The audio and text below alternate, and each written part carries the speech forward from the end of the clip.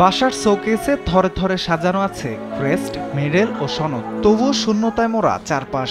এত এত অর্জনের মালিক রাহাত জেনেই। মায়ের স্বপ্ন ছিল বড় ক্রিকেটার হবে সে, কিন্তু হঠাৎই এক ঘটনায় শেষ মায়ের সকল স্বপ্ন। স্কুলের সহপাঠীদের সঙ্গে কথা কাটাকাটির জেরে লাশ হয়ে বাড়ি ফিরতে হয়েছে ছোট্ট রাহাতকে।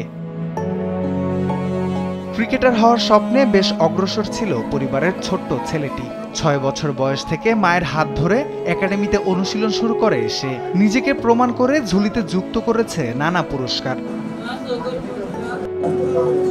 বুধবার সকালে নগরের চান্দগাঁও হামিদচর এলাকায় নদী থেকে রাহাতের লাশ উদ্ধার করে পুলিশ।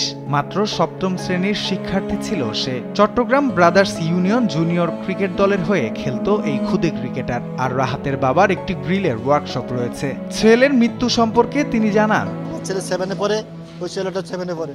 একদিন বললাম ছোট মোটো একটা ঝগড়া ছিল, ওরা আমার কাছে বলছে না আম্মা আমার সাথে একটা সাথে ছেলের সাথে ওরা আমার মারতে বলবে, মারবে বলে বলছে, আমি ওরা মারবে বলে বলছি। তো হয়তো ওনারা আমার বলছে আব্বু স্কুলে মারামারি করিস, কিন্তু ও মনে মনে এটা টার্গেট করেছে যে আমার ছেলেরে কোন সময় কোন সুযোগে ভাবে কীভাবে ভাবে পরিকল্পনা করে বন্ধু বান্ধব আরও স্কুলে থাকে, এগুলি সব মিলি একসাথে একজোট হইয়া চল আমরা যাইয়া নদীর আমরা যাই ওদিকে ক্রিকেট খেলবো। ক্রিকেট খেলতে খেলতে টাইম হলে তোকে আবার কিনে দিয়ে আসবো।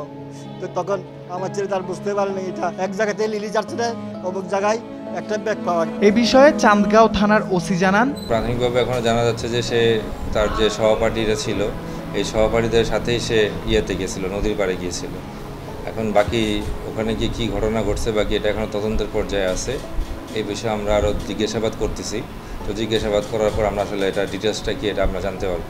মূলত এটা তাদের যে ফ্যামিলি মেম্বার আছে তাদের তথ্যের ভিত্তিতে এবং যে আছে তার যে সহপাঠীরা আছে তাদেরকে আমরা জিজ্ঞাসাবাদ করতেছি। এর মধ্যে যদি কারো আমাদের সম্পৃক্ততা পাই অবশ্যই তাকে আইনের আওতায় আনা হবে। রাহাতের সঙ্গে অনুশীলন করত উমায়ের তোফায়েল। প্রিয় বন্ধুর বাসায় ছুটে এসে কান্নায় ভেঙে পড়ে সে। সঙ্গে ছিল তার মা তানিয়া আহমেদ। খেলার নাম দিয়ে কৌশল করে নিয়ে গেছে ওরা, টেকনিক করে, এটা পরিকল্পিত হত্যা। আমরা এদের ফাঁসি চাই, সবার ফাঁসি চাই, যারা জড়িত আছে সবার উপযুক্ত ফাঁসি। ওর মা বাবা কেমনে বেঁচে থাকবে, কেমনে দুনিয়াদারি করবো, তোর মাকে ছাড়া এক সেকেন্ড থাকতে পারে না।